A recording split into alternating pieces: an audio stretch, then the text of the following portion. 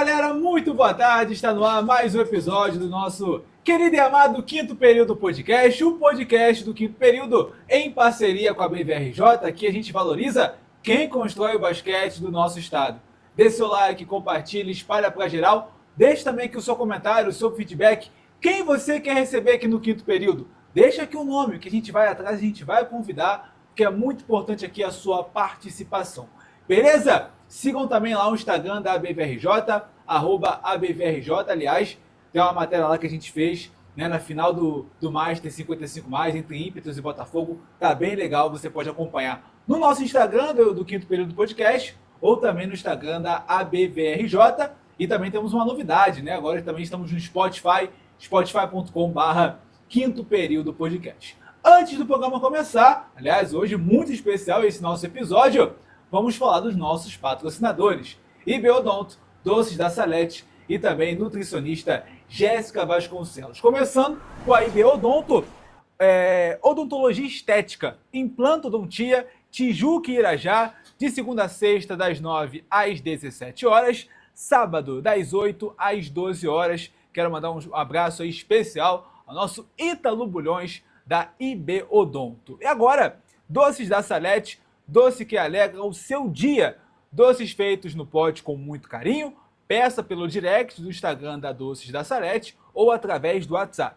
021 99057 4114, fica no Meier, tá? Então você entra em contato aí com Doces da Salete para ter maiores informações. E finalizando, nutricionista Jéssica Vasconcelos. Olha só, hein? Emagrecimento para você que já tentou de tudo, online e presencial. Entre em contato com a nutricionista, fala, estava acompanhando lá o Quinto Período e vi que se eu entrasse em contato com você pelo direct, teria algo aí especial.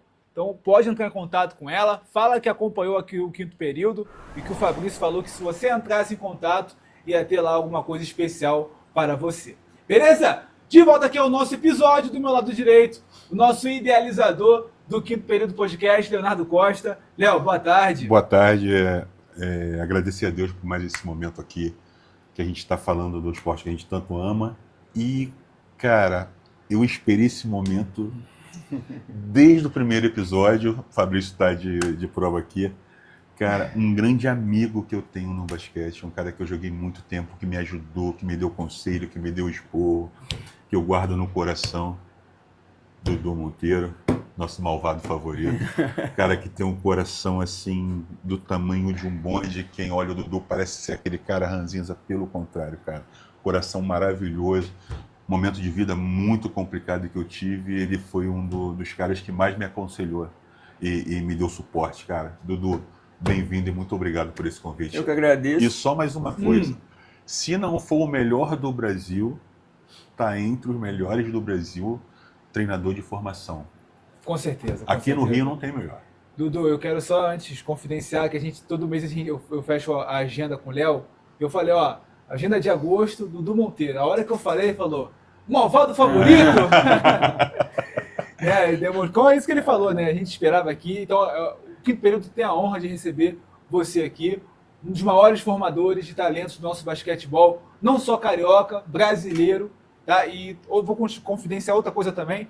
Vários treinadores ou pessoas do basquete, ou no programa ou pós, sempre mencionam o seu belo trabalho de formação para o nosso basquete. Então, uma honra receber você aqui. Bom, boa tarde. Eu que agradeço primeiramente o convite de vocês, né? E também agradeço as palavras também.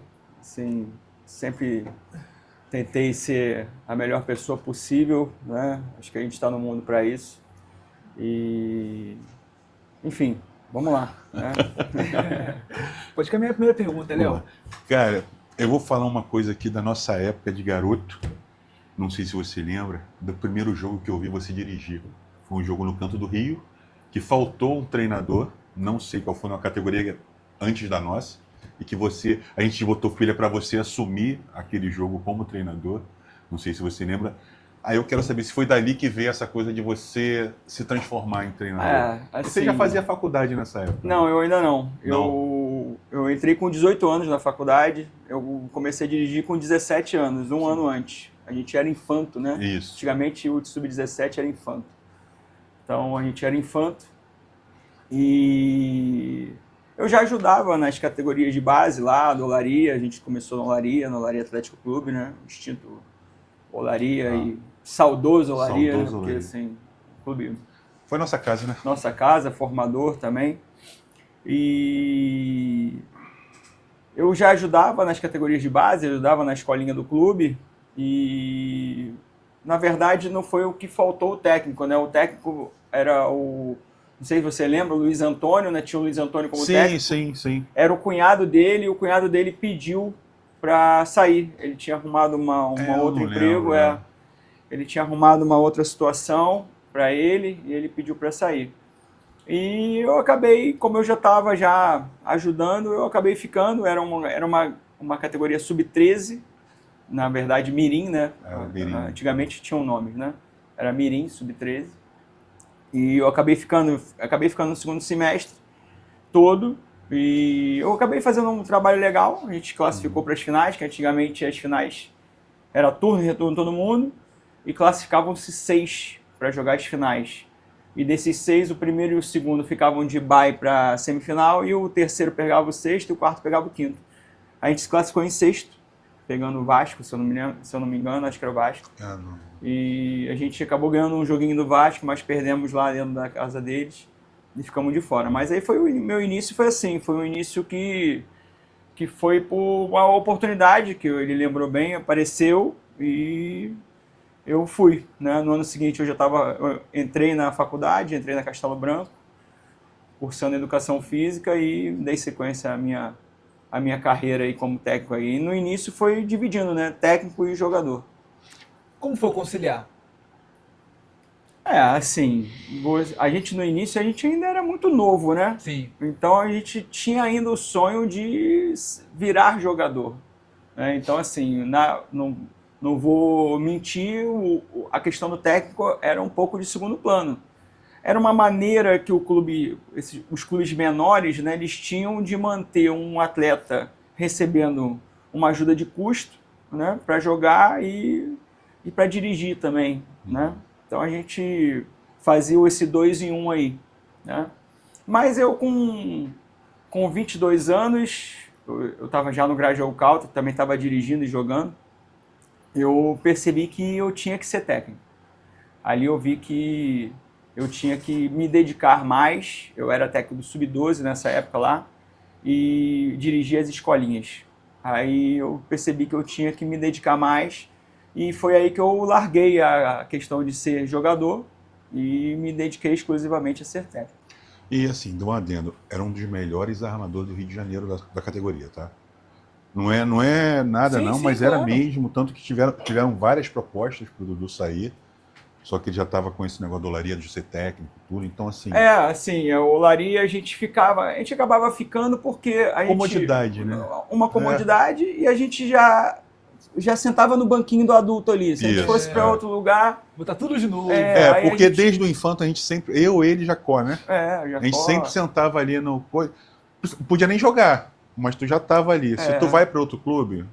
Aí Botar então tudo a de gente novo. sempre ficava lá por lá mesmo por conta dessa vantagem, vamos assim dizer, né? E eu também era técnico, então já era técnico, então eu tinha muita coisa envolvida para eu ter que sair, entendeu? E a gente era muito próximo, né? Tinha a nossa panela ali, né? A gente era bem próximo, a gente estava sempre junto.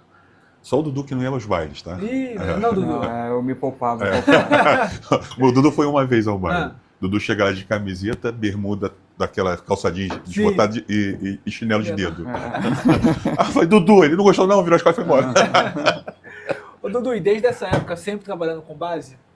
Sempre trabalhando com base. Assim, eu trabalhei 4 anos no Olaria, depois eu trabalhei um aninho no Grajaú Country, depois eu fui para o Barra da Tijuca Basquetebol Clube, do falecido professor Paulo César, ele que era o mentor desse projeto lá na Barra. E depois eu fui para o Botafogo. No Botafogo, que eu vivenciei todas as categorias. Eu trabalhei do pré-mirim, né, do sub-12, né, até a categoria adulta. no Botafogo. Também trabalhei 19 anos no Botafogo. Chegou a ser coordenador lá, não foi? Não, Não? não. Cheguei só... Quer dizer, eu ajudava, mas não tinha o título não, entendeu? Aí eu fiquei 15 anos no Botafogo. Nesses 15 anos eu dirigi tudo, do pré-mirim até o adulto. Depois, já com ele como coordenador lá, eu voltei. Fiquei 4 anos fora. Eu voltei, foi 2018 que ele me convidou. 17 para 18, mas eu assumi no 18. Aí eu dirigi o 12 e o 13. Eu queria dirigir, eu queria voltar, mas para trabalhar mesmo com formação. E desde então estou até hoje, entendeu? Com a formação. E aquele ano foi 19 que foi campeão sul-americano? Nós fomos campeões brasileiro né? em 18. 18, com sub-13. Isso aí. E toda essa sua caminhada, o que mais te orgulha? Eu acho que o que mais me orgulha é você ver a formação do cidadão, né? Assim, teve uma vez que eu fui convidado para um casamento de um atleta lá do Botafogo mesmo, Pedro Cristo. Aí você vê, foi um dia muito feliz ali, porque você vê o cara realizando um sonho, constituindo uma família, e todos os outros que estavam lá, né, também amigos dele de equipe também estavam lá, estavam bem. Então, assim, é você poder participar, né, da formação na educação de um ser humano. Eu acho que isso que é o grande barato do esporte, né? Assim, formar atleta é uma consequência, né? O cara virar um jogador de primeira grandeza, que vai jogar no NBB, que vai, de repente, jogar para a Europa. Eu já tive atletas assim, tenho atletas assim, né? Mas acho que o grande barato do nosso trabalho é ver o cara se tornando um cidadão de bem.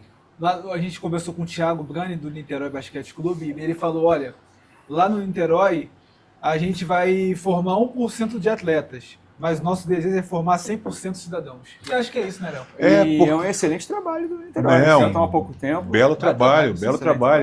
Eu ia falar que na nossa época não tinha muito isso do cidadão, né? A gente chegava no clube, lógico, a gente tinha muito diretor, gente boa, o seu Carlos foi um cara super legal, mas a gente não tinha muita direção, né? A gente mais aquela... Eu falo muito do Dudu, do Jacozinho, que é aquela estrutura familiar que naquele momento eu não tinha, sim. E ele sempre ali comigo. Hoje não, hoje tu vê o Dudu, o Dudu, o Bruno, o Thiago, o outro Thiago do Botafogo. Tem o Thiago do Botafogo, né? Tem o Gonzalez do Flamengo. Gonzalez, que é um cara sensacional. Gente, o Alan Glauco lá no GQA. GQA. São os caras que realmente eles focam nisso. Não só no atleta, mas no cidadão, né? De fazer tem o Anderson que está lá no GQA o também. Anderson que está com o GQA, excelente dupla. Anderson e Alan. São pessoas que realmente dão essa coisa. E tu vê o que ele falou, vê um garoto que começou ali com você, às vezes garotos vulneráveis, né, na vida dele, e ver o cara seguir um caminho do bem. Eu acho que, assim, ele é mais gratificante para um professor, que antes de ser treinador somos professores, claro. do que o cara lá na NBA. Legal, pô, é mérito, graças a Deus, claro. Foi. Mas quantos cidadãos formamos, né? Então o Dudu é mestre nesse negócio. Agora, Dudu, você é uma referência aqui, né, no basquetebol brasileiro, em termos de base. Cara, eu queria a sua visão de como está a nossa base hoje do basquetebol. Então, assim, eu acho que o basquetebol a nível do Brasil, ele vem se reestruturando, né? Ele vem se reorganizando.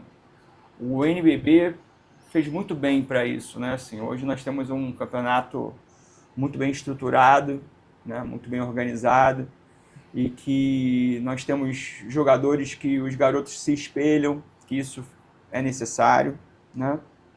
Agora, vamos voltar para o nosso estado, né? Nós temos muitos times no Sub-19, muitos times no Sub-17, muitos times no Sub-16, agora no 12 e no 13 nós temos 6 times. Caramba. Entendeu? É onde a coisa começa e a gente tem muito pouco a oferecer, né? Assim, em quantitativo de atleta. Esse ano, o Mundo Laranja e a FEBERJ estão tentando fomentar o Sub-11, né? E eu tenho participado, a gente tem colocado aí 11 equipes, 12 equipes, eu acho que é um uma luz no fim do túnel, assim. Eu acho que ano que vem, de repente, a gente vai ter mais gente disputando 12, principalmente. Mas eu acho que, voltando os olhos para o nosso estado, a gente tem que pensar muito no início, lá na base lá da pirâmide. A gente tem que fazer um trabalho para fazer com que tenhamos mais atletas, mais clubes participantes, entendeu? Eu não sei como, assim, eu estou para ajudar, mas a gente tem que fazer alguma coisa, porque senão vai chegar uma hora que vai acabar. Porque a gente tem Flamengo, Fluminense, Botafogo, Tijuca, o Niterói está no 13, Sim.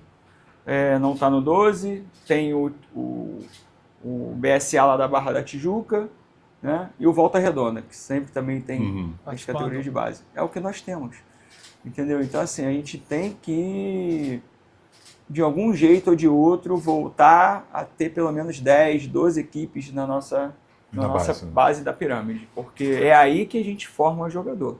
E tu acha que isso é reflexo de quê, Dudu?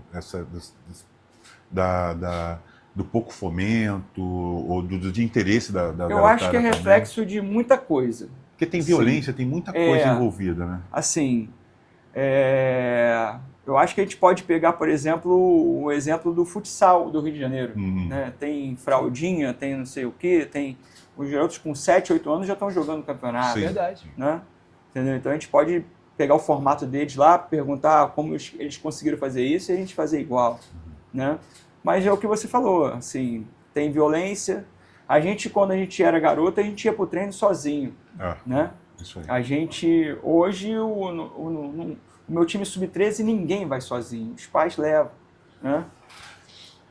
Isso é. A gente tem também um problema grande dos clubes. Os clubes de bairro, que era o que fomentava, eles faliram, né? Eles faliram. Então, assim, Olaria, Grajaú, Riachuelo, né? Mackenzie. Canto do Rio, lá em Niterói, Mackenzie, são clubes que sempre tinham base e hoje não tem mais nada, né? Então, assim, e eu acho também que é um pouco de acomodação da galera que trabalha com basquete, porque, assim, é muito mais fácil realmente você montar um time de sub-17, sub-19, do que você montar um time de sub-12, sub-13, sub-11. Né? Você vai ter que garimpar, correr atrás de garoto, fazer o garoto aprender a jogar, né? Então, assim, é realmente mais difícil do que você fazer uma peneira. A gente faz lá no Tijuca, peneira de sub-17. Aparece 100 garotos lá, entendeu? Então, assim, é muito mais fácil realmente fazer a categoria maior do que a categoria menor. Agora, então, isso aí é uma crítica geral, né? Sim. Porque como eu trabalho com vilas olímpicas, com escolas, tudo, cara, já disponibilizamos, tanto o Instituto quanto a Secretaria de Esporte, abrir a Vila Olímpica para os clubes irem garimpar, porque tem professor de basquete, de vôlei, futsal, handball, para irem nas vilas olímpicas, que são, e tem vilas próximas, né? Não é só vila em comunidade. Para os clubes irem, mas é o que você falou, é mais difícil. Não, porque você vai pegar o garoto, vai dar trabalho, né? Vai. E a galera hoje não quer muito trabalho, eu falo que o jovem hoje é muito imediatista. Exatamente. Né? Quer que aconteça. E não é. Eu tô falando não é porque eu sou suspeito de falar dele mesmo. Claro. Porque ele pega o garoto e faz jogar. A galera, eu não sei a tua visão, mas eu acho que a galera da base hoje, eles querem jogar para justificar o emprego, para vitória, para ganhar. Aí tu vê o garoto ali, ele sabe esquema tático, ele sabe onde vai estar, mas não sabe correr, o fundamento dele é falho, ele não sabe arremessar. Não tem uma boa tomada de decisão. Isso, tomada de decisão, bloqueio de rebote. Não tem uma boa leitura de jogo. Isso. Porque faltou isso lá embaixo. É isso aí. Faltou trabalho, e o trabalho que eu falo muito dele, mas também falo de um outro cara que veio a falecer, infelizmente, do Aloysio, que trabalhou no Botafogo. Ele também tinha um bom trabalho e os garotos dele, né, porque com o trabalho que eles fazem, dando fundamento... E a gente sempre teve bons professores, assim, sim. Boleta, né, falecido Boleta. Professor Paulo César, na nossa época. Paulo César. Lá da Barra. Professor Paulo do GQA Clube, entendeu? São... todos formado, porque aí você nessa idade, você sabendo fundamento, sabendo direção, o esquema tático é o de menos, porque o garoto já sobressai naturalmente. Agora, Dudu, você já lidou com inúmeras gerações, e como o Léo falou agora, essa nova geração é a geração do imediatismo, que quer tudo para ontem que está no banco de reserva já reclama, já quer chegar, jogar e fazer as melhores jogadas. Como é para você lidar com essa nova geração, essa geração do imediato? Como trabalhar esses garotos também? Assim, não é só a questão do imediatismo, né? Sim, sim. Assim, ele fala, ele brinca do meu malvado favorito, mas assim, se eu fosse o que eu era antigamente, eu acho que eu não ia ter ninguém para jogar, porque eu cobrava muito, eu exigia muito. E hoje você já não consegue fazer isso, porque os garotos não têm tanta força como tinham antigamente. Eu, como trabalho com a categoria 12 e 13, eu não tenho tanta pressão quanto a isso, assim, nessa questão do garoto cobrar de estar na quadra, de não estar. Até porque hoje a regra do 12 e do 13, ela divide bem. A regra do 12 e do 13, ela é uma regra quarteada. Então você tem que ter no mínimo 8 jogadores jogando 10 minutos nos 2 primeiros quartos, né? Eu sempre tento jogar com 10 jogadores, eu sempre tento jogar com 5 e 5. Que aí eu já consigo jogar, já jogo 10 jogadores, 10 minutos. E depois no terceiro e no quarto, eu vou rodando, né? Vou rodando o time. Então assim, eu não tenho muita pressão quanto a eles não, mas eu vejo isso acontecer realmente nas categorias de 15, 16, 17, onde existe uma pressão muito grande por parte dos garotos em quererem estar na quadra. Eu acho até que é normal, mas você também tem que ter o bom senso, né? Assim, eu treinei a semana inteira, né? Eu treinei a semana toda. Eu sou melhor do que o cara que está na quadra, porque eu sou a favor do seguinte: eu tenho que ter 5 jogadores na quadra. Se os 5 jogadores na quadra eles estão rendendo, por que eu vou trocar? Né? Com certeza. Entendeu? Por que eu vou trocar? Não tem nenhum pendurado, não tem nenhum cansado, entendeu? Então, os 5 jogadores que estão na quadra vão... Essa é a minha visão de trabalhar. E eu sempre tentei deixar isso muito bem explícito para toda a minha equipe, seja ela qual for, de sub-12, sub-13, sub-19, eu sempre tentei deixar isso bem explícito, que quem está na quadra está bem, fica. Entendeu? Então, assim, eu acho que a gente tem que jogar limpo, né? A primeira coisa é jogar limpo. E eles vão entender. Agora, que realmente trabalhar hoje com a garotada de hoje, de 5, 10 anos atrás, é diferente? É muito diferente. É muito diferente. E, Dudu, hoje em dia a gente tem muita informação, né? Cursos e YouTube e tudo mais. Na época dos nossos treinadores não eram assim, né? Era meio que instintivo o negócio que eles viam dos treinadores dele. Mas mesmo assim, você tem alguma referência forte lá de trás que meio que te norteou o seu caminho dentro da...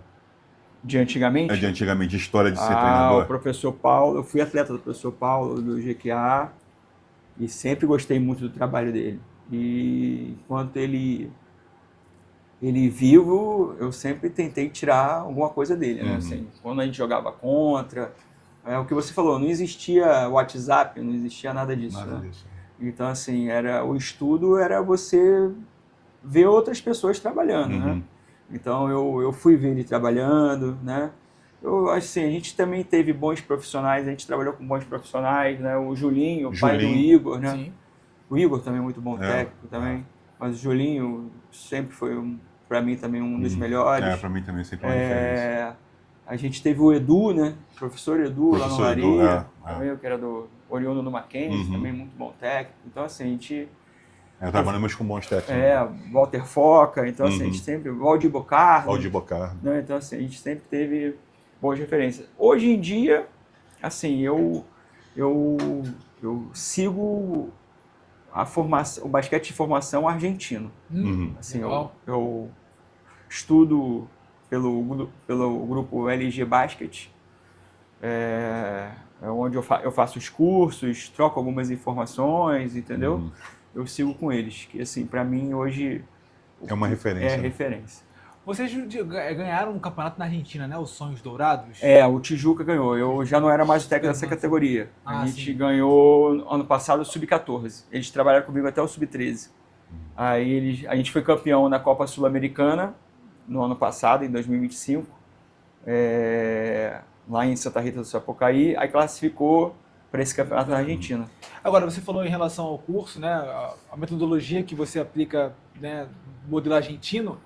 Tem coisas de lá que a gente pode trazer para cá? Tudo. O nosso basquete? Tudo? Tudo. Até porque, assim, a gente está falando de um povo que não tem... Primeiro que não tem negro, né? Assim, a gente tem essa vantagem de ter o negro, né, cara? Porque, assim, basquetebol, a força negra é muito importante. Eles não têm. E eles são baixos, né, cara? Eles não é uma estatura muito alta deles. E eles formam...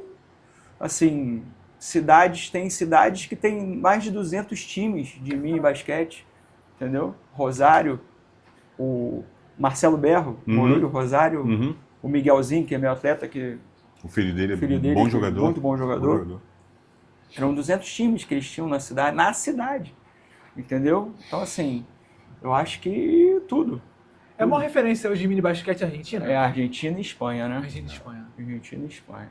Mas para nós aqui, bem mais próximo, a Argentina. Porque eu cheguei a fazer aquele curso da Espanha, né? Aí depois vim para a Argentina, porque realmente proximidade, né? A realidade é diferente. Sim. É diferente. Agora, a gente está mais de 40 episódios aqui no quinto período do podcast. Uma pergunta que a gente sempre faz é da relação com os pais. Sejam treinadores que já passaram aqui, os atletas e também os árbitros, né? Que a gente já entrevistou alguns árbitros. Como é a sua relação com os pais? Pô, com os meus pais, excelente. Não, com os pais dos atletas. Não, com os pais dos atletas. Meus pais os meus pais, excelente. Assim, agora mesmo, a gente foi jogar a Copa Sul-Americana. A gente, para economizar, a gente não alugou ônibus, porque o ônibus encarece demais. Então, os pais, a gente se organizou, o pai foi carona, eu fui de carona com um dos pais. Legal. Entendeu? Hoje, a gente precisa dos pais. Aquilo que a gente já falou no início. Nenhum atleta mais vai sozinho. Sempre vai com alguém. Nem que o cara deixe o menino lá e depois vai buscar. Entendeu? Então, assim, os pais, eles são peças importantíssimas dentro do contexto. A gente foi jogar o Campeonato Sul-Americano. Quem pagou? Foram os pais. Entendeu? Como não é um campeonato oficial, então o clube não custeia. Quem custeou tudo foram os pais. Entendeu? Então, assim, hoje o pai tem que participar. Não tem jeito. Entendeu? E eu sempre procuro ter uma boa relação com todos eles. Entendeu? É claro que, assim, não interferindo diretamente no trabalho, né? Quando a gente fala interferir, tipo, o que um pai chegar, o que você acha do fulano de tal jogar mais tempo? Isso não existe, né? Mas a relação extra-quadra, excelente. De boa, né? Entendeu? Muito boa. Porque a gente precisa deles e eles precisam da gente. E, Dudu, nessa toda sua trajetória, graças a Deus, vitoriosa, eu falo que eu me emociono, né? Por ver um amigo meu assim. Você tem algum título, algum jogo que te marcou, que você lembra, ou como jogador, ou como técnico, ou os dois? Tiveram alguns jogos, sim, muito marcantes. O brasileiro, que a gente foi campeão lá em 2018, foi muito legal. A gente tirou uma diferença de 20 pontos. Foi emocionante. Fomos tirando a diferença, passamos à frente.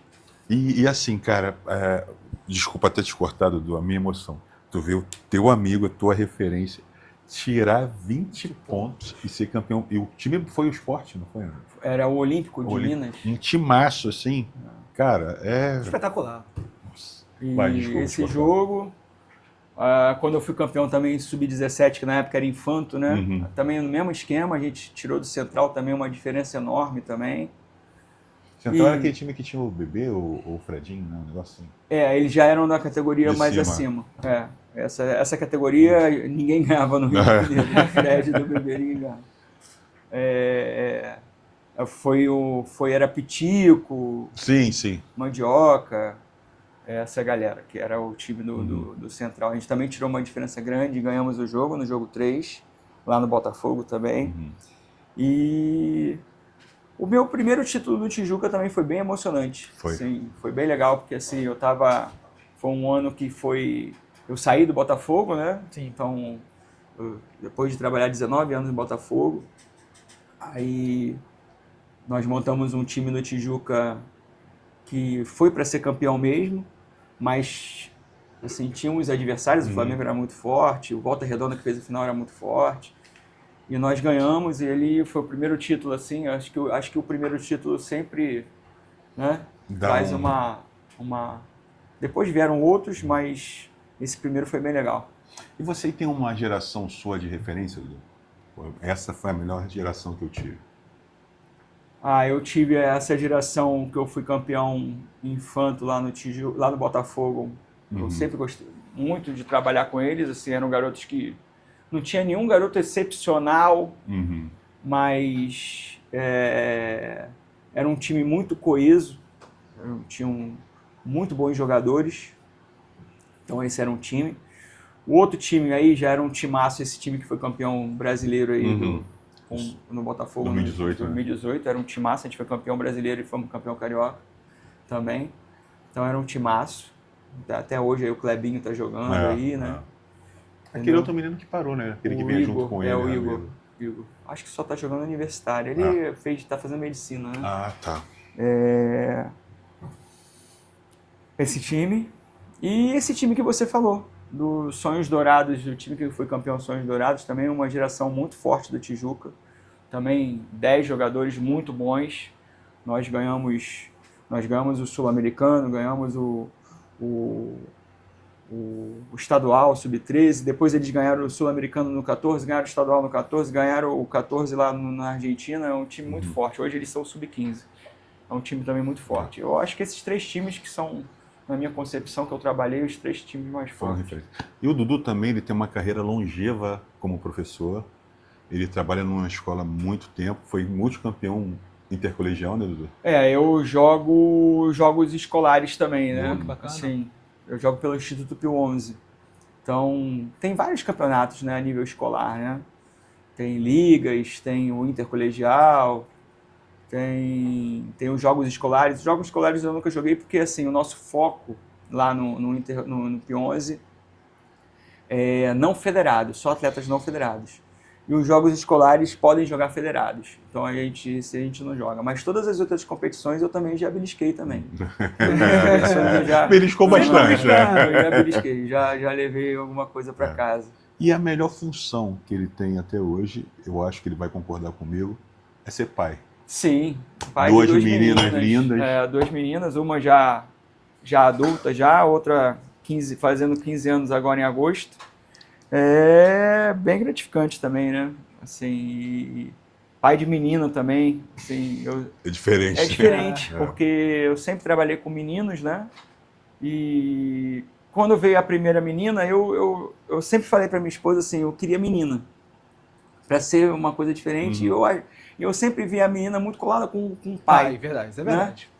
Aí, então eu queria menina. Aí quando a segunda, eu falei, porra, eu queria que fosse menina também. Aí ela falou, pô, de novo? Eu falei, não, menina também. Mas aí, pô, foi bem legal, assim, é um aprendizado, né, diário, né, você ser pai e, assim, as fases, né, você também que é pai aí de gêmeos aí, é um aprendizado diário, porque em cada fase é de um jeito, então, Teve até um pai que eu conversei uma vez, já faz um tempo, Rafael, pai do Rafael Bigode. Ele falou uma frase que ficou sempre na minha cabeça.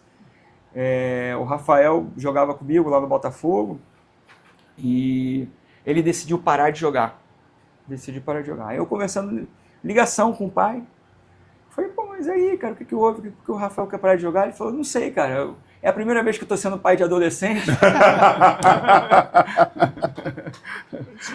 É mais ou menos por aí. Exatamente. É mais ou menos por aí. Assim, você não sabe o que vai acontecer, você sabe que vai ter que viver. Sim. Entendeu? Você sabe que vai ter que viver. E é o que eu tô fazendo, vivendo E elas com não quiseram seguir o esporte?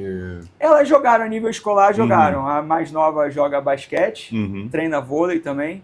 E a mais velha jogou handball, assim, o tempo inteiro escolar jogando handball. Ah, Entendeu? maneiro. Mas a nível escolar, né? Sim, Só a sim. nível escolar. Sim. Lá na escola mesmo, lá no P11 mesmo, elas jogaram a nível escolar. Nunca quiseram procurar clube, Não. nada Você disso. também nunca chegou a vamos pro basquete, deixou sempre a serem Não. livres e Eu sempre decidir, deixei né? livre de Legal, tudo. legal. Para escolher time, para fazer. Eu sempre deixei livre de tudo. A mais velha, por exemplo, é Fluminense. Eu sou Flamengo, né? Trabalhei muito tempo no Botafogo, mas eu sou Flamengo. Os gêmeos são fluminenses. Entendeu? Então, assim, a mais velha é Fluminense, a mais nova é Flamengo. Mas mais nova é Flamengo não é nem por causa de mim também, não, porque quis ser. Quis ser mesmo. Entendeu? Viu? E o Dudu, assim, além de ele ser um paizão, ele é um cara super religioso. Super religioso.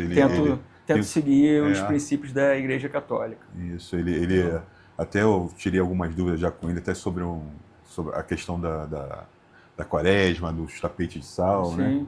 Então tu vê que é um cara, um paizão e isso que ele traz para dentro também para os meninos, né? Com certeza. A religiosidade é muito importante na vida Muito, desses meninos. Muito.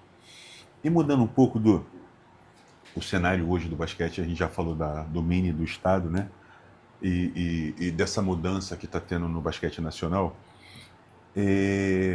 opinião minha, tá? Eu vejo o NBB muito estruturado.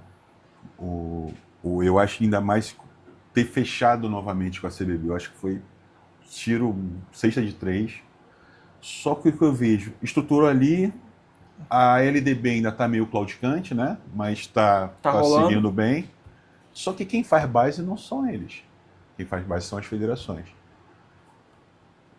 Você acha que, de repente, essa estrutura deles, eles poderiam vir para a federação e não sei se prestar uma consultoria, alguma coisa, para que as federações também se estruturassem? Porque eles precisam de atletas. Eles precisam, para aumentar o nível do NBB, eu acho que tem que aumentar o nível da base. Sim. Né? O que tu acha dessa coisa? Eu acho que tem pertinência? Eu acho que sim. O NBB hoje ele é estruturadíssimo, né, cara? E capta muito bem, né? Sim.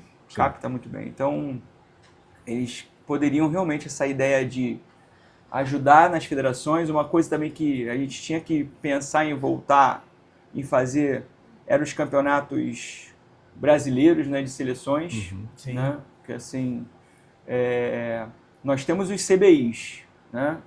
Mas o CB, por exemplo, o CBI daqui do Rio vai Flamengo, Tijuca, Fluminense, Botafogo, né? Mas o atleta do Niterói não é visto, né? O atleta sei lá, de clubes menores, do CCL não é visto, né? E que poderiam, de repente, estar integrando uma seleção carioca. Sim. Né? Então, assim, eu acho que pelo menos os campeonatos brasileiros eles tinham que voltar. Que voltasse de sub-15, faria sub-15, sub-17, sub-19. Vira e mexe tem algum, né? Vira e mexe tem um. Mas antigamente era todo ano tinha. E eu acho que tinha que voltar. Eu acho que dinheiro tem para fazer, né? É só, como você mesmo falou, CBC, NBB, dar uma realocada e... Que eu acho assim, vamos fazer o CBI. É seletivo. Sim. Você não fomenta o esporte. Eu acho que o fomento é isso mesmo. Um CCL, um Niterói, um Passo Zero, tá tendo condições de participar dessas coisas. Faz o campeonato regionalizado, depois faz as finais, para o cara ser visto, para o garoto ter tempo de quadra, né? Não só ficar aquela coisa ali, porque eu acho que, fazemos a base. Você faz uma competição de base, você não fomenta a base. Né? É trazer qualificações, né, constantes para treinador, para atleta e principalmente para gestor. Eu acho que, de repente, eles poderiam pensar num formato desse, regionalizando as competições e fomentar tudo. Porque hoje tu vê, hoje até um pouco menos, né? Que o diretor é o pai do garoto que joga ali. O garoto para de jogar, ele sai. Acabou. Ele não é profissional da coisa. Então, acho que essas capacitações seriam bem importantes. Muito. Né? Porque, o CBB, eu acho que a Liga teria que olhar com muito carinho para as federações. Com certeza. Né? Porque vai precisar de garoto. Daqui a pouco você vai ter que estar jogando aí com 8, 9 estrangeiros, porque a base... todo ano que passa tem um aumento no estrangeiro. Né? Tu tem 4 equipes de sub-12. Como é que tu vai fomentar isso? Tem agora o Sub-11, que eu acho a ideia sensacional, mas até quando vai se perpetuar isso, se não tiver apoio? Tudo bem que eu acho também que a pessoa que faz tem que se capacitar. Que eu fui uma vez numa reunião fora do Rio, que eu fiz 2 perguntas lá, que eu falei, pô, os caras nunca vão para frente. Eles não sabem nem do que eu estou falando. Quer fazer no ímpeto, né? Ah, vou fazer, vou tirar do bolso. Esquece, isso não se sustenta. Não se sustenta. Então, assim, não sei, a minha opinião, não sei se você concorda com isso. Eu acho que a Liga teria que olhar com mais carinho para as federações. Não, concordo. E eu fiz um estudo, cara, lá, a questão até histórica, né? Dos escravos que vieram pro Brasil, né? Os maiores foram para Bahia e quem veio pro Rio foi ele para de Santa Cruz, Campo Grande. Você não tem projeto lá, cara. Vê que os maiores caras do Rio são de lá. Sim. Da coisa de Santa Campo Cruz. Grande, Santa Cruz. Tudo de lá. E na Bahia, cara, aquela período que eu fiquei lá, que eu dei aquela rodada, eu via garotos, um cara de criança mesmo, de bebê, mais maior que eu, cara. Não, eu ia falar isso, assim, pensar até no Nordeste mesmo, que Sim. lá se faz basquete também. Tem bons trabalhos lá, Sport Recife, por exemplo, Sim. Em Pernambuco. O Carlos Cavalcante faz um belo trabalho lá em Recife, cara. Tem um time muito bom. É que ele está investindo mais no feminino. Mas a equipe dele masculina também é muito boa, os garotos rápidos, que já não são tão altos, mas são velozes, né, cara? Tem a ADB também, que faz um trabalho bem legal lá em Pernambuco. Lá no Norte tem o Remo, né, tem o Paysandu. Então, assim, eu acho que eles podiam também olhar para esses lugares também, né? E dar um apoio maior também, porque faz basquete. Porque às vezes eu falo, o pessoal pensa muito no apoio financeiro, às vezes não. Lá ensinar a logística, ensinar o caminho para onde o cara pode captar, fazer esse trabalho assim, para aí que você vai fomentando o troço. Tu chega na Bahia, o índio chegou, assumiu lá agora, né? Tá tentando fazer um belo trabalho lá, tá correndo atrás pra caramba. Mas só isso, vai lá, capacita as pessoas para trazer, para aumentar. Tanto que lá o Campeonato Baiano é inexistente. Eles fazem meio que festivais, assim, né? Entendi. Aí tu chega no Rio, nós temos um clube, graças a Deus, que é o Flamengo, que ganha o NBB há vários anos, né? E a gente não tem um campeonato estadual adulto. Como é que o garoto do Sub-19, eu quero virar jogador. Eu vou virar para jogar onde? Eu acho que a gente tem que, de repente, a Liga tem que pensar nessa coisa para realmente fomentar. E o campeonato vai ficar mais forte. Porque você vai ter um NBB forte, uma Liga Ouro forte. Né? Com certeza. E pode até regionalizar uma Série C, de repente. Né? Porque o cara, quando ganha, fazer tipo uma Copa Brasil, ganhou... Como a Copa do Brasil do futebol. Passou uma fase e recebe um dinheiro para estruturar a coisa. Sim. Eu acho que de repente, não sei, na tua opinião. Sim, perfeito. O NBB, eu acho que hoje ele é o principal canal do basquetebol brasileiro. Sim. Então, assim, todo mundo que... Assim, eu tenho lá meu sogro que é aposentado e vê esporte o dia inteiro. Ele sabe os times que tem, ele sabe o campeonato, ele acompanha, né? Ele sabe quem contratou quem. Então, assim, a partir do NBB, ele fomentar dentro das federações. E eu acho assim, por exemplo, esquece um pouco São Paulo, que São Paulo já está estruturado. Sim. Né? Vem para o Rio de Janeiro, vem para o Espírito Santo, vai em Minas, né? Vai para o Sul, que também o Sul tem muito time lá. E te falo mais, eu fiz um estudo, mapa do Brasil. Tu faz um risco no meio, 95% dos projetos esportivos estão aqui no litoral. Aqui não tem nada. Vai para aqui, cara. Eu peguei um menino do Tocantins, uma vez eu estava no Nova Iguaçu. O moleque era gigante. Nunca tinha jogado basquete na vida. Então eu acho que a gente tem que interiorizar esse negócio mesmo. A gente perde muitos talentos, né? Muito. Eu estava lá em Santa Cruz, a gente fez um evento em Santa Cruz. Palmares. Eu tô parado assim, olhei pro lado, eu fui uma sombra, eu falei, cara, meu irmão, moleque maior que eu. Cara de bebê. Eu falei, garoto, tem quantos anos? Ele, pô, tio, tenho 13. Cara, pensei, eu vou mandar pra tu, né? Falei, pô, tu não quer jogar basquete na Liete? Não dá, não. Falei, por quê? Assim, pensa logo em coisa ruim, né? Tráfico. Não, que eu ajudo meu pai, eu sou padeiro. Aí eu tenho que levar meu dinheiro pra casa, não dá pra eu... Não tem nem como falar pro garoto que a gente não vai ter como pagar. suprir o que ele ganha Sim. na padaria. Cara, gigante o garoto, gigante. Deu uma peninha dele. Então, essas coisas que eu acho que a Liga tem que olhar com um olhar mais carinhoso e ajudar as federações. Porque quem faz realmente base são as federações, cara. Não tem como um clube um CCL, pô, o cara rema com maior dificuldade. Aí, digamos que sai um menino lá pro NBB. Aí o NBB vai chegar, nós fizemos a base.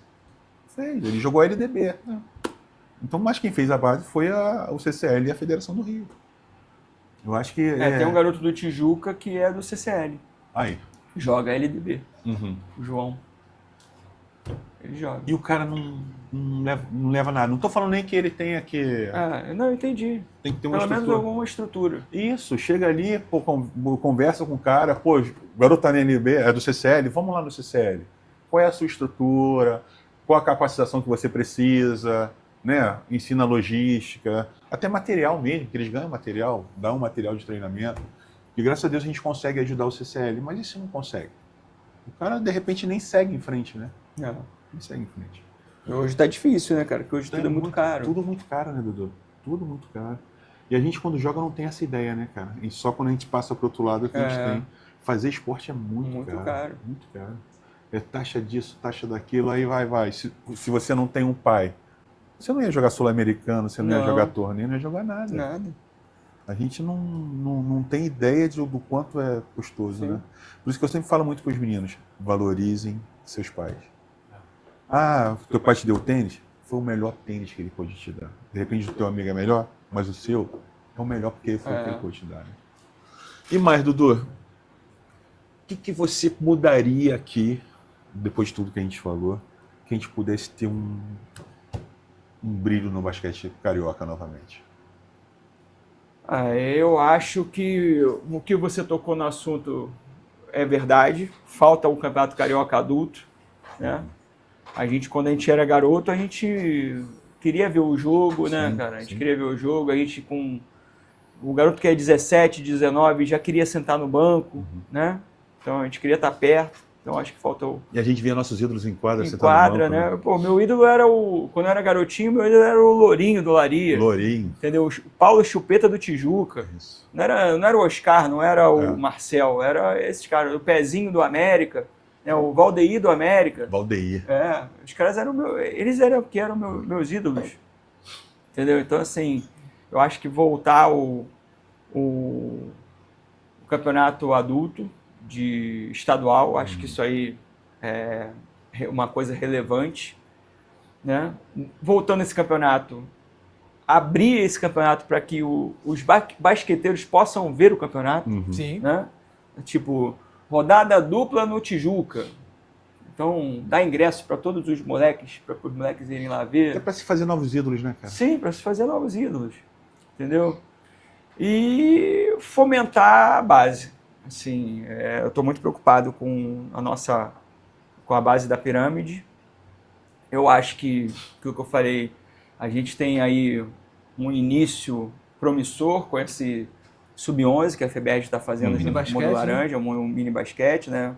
Marcelo Berro também pegou para fazer e está fazendo bem feito. Tá ele e o Gonzalez. Né? O Gonzalez, irmão do Gonzalez. O Gonzalez esteve aqui, os dois. Os dois, né? Eles dois que estão fazendo. Gonzalez. Diogo Gonzalez. Isso. Eles dois que estão fazendo, estão fazendo muito bem feito. Então, assim, tem uma luz no fim do túnel. E eu acho que é isso, cara. Eu acho que a gente tem que pensar em cima e embaixo para depois ir achatando. Né? Até porque, tendo em cima, o garoto tem onde mirar, né, Onde cara? mirar. Você falou uma coisa bem legal. Onde o garoto de 19 anos vai jogar? Sim, não tem, Depois que vai jogar Aí a salvação dele é LSB. LSB. Que é um ali que também eu acho que tem que estruturar mais um pouco. Eles fazem um trabalho legal, mas estruturando mais um pouco, mas é a salvação desses garotos. Porque senão não tem mais para onde ir. Sim. Eu acho que na nossa época chegou a ter cadete, não foi? Se eu não me engano. Hoje tem um 22, né? Hoje tem um tá. Sub-22, né? Ainda tem um Sub-22, mas também tem menos times, não tem muito time, não.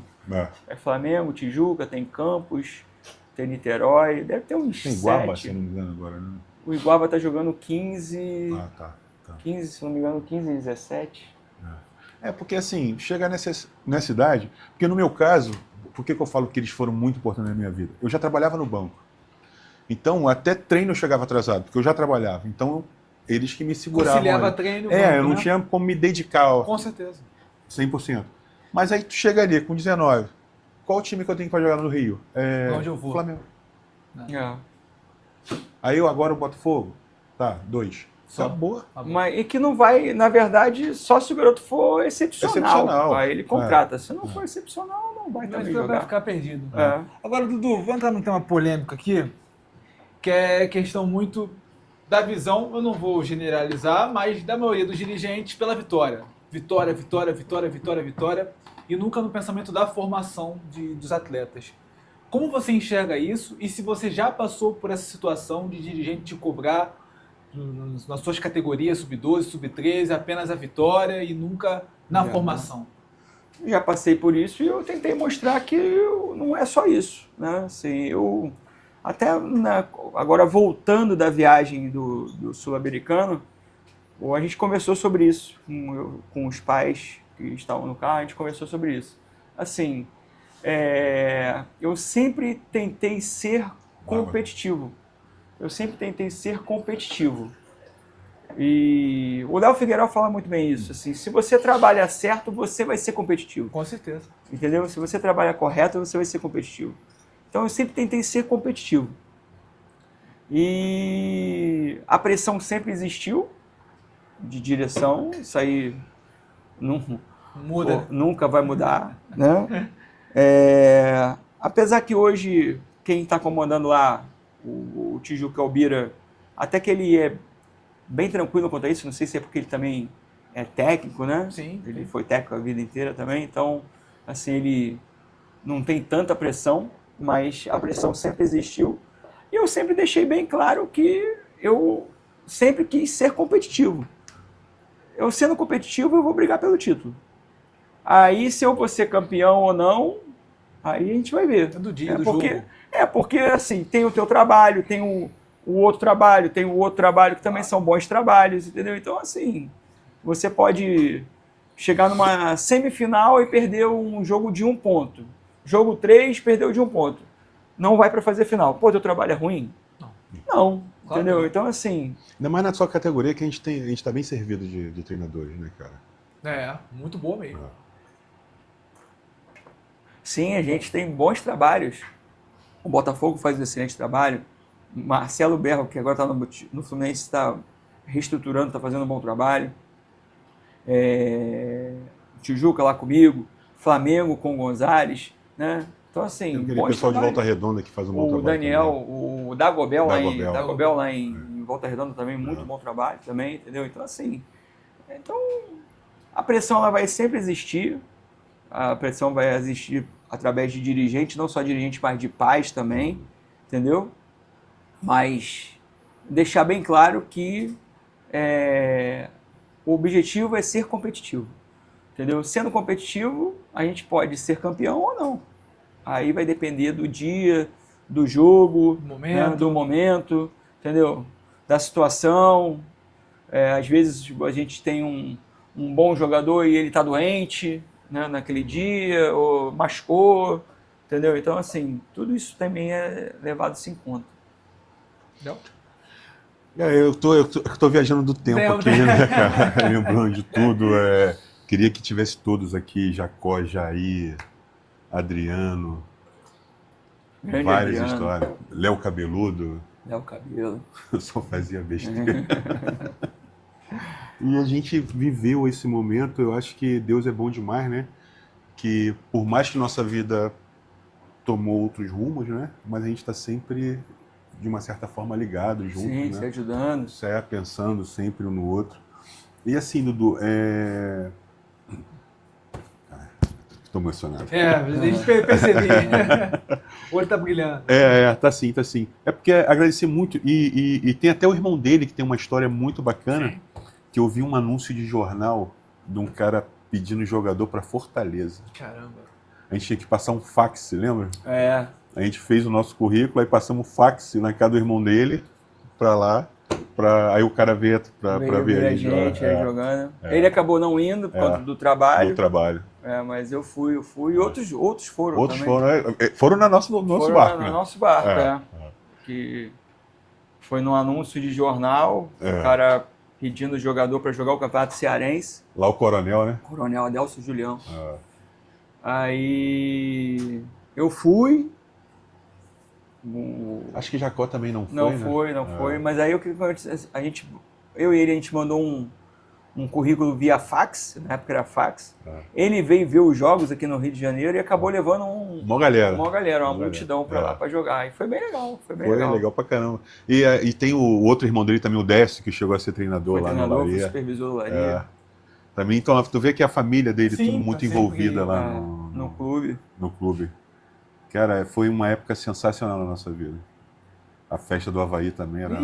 Festa da Bahia, né?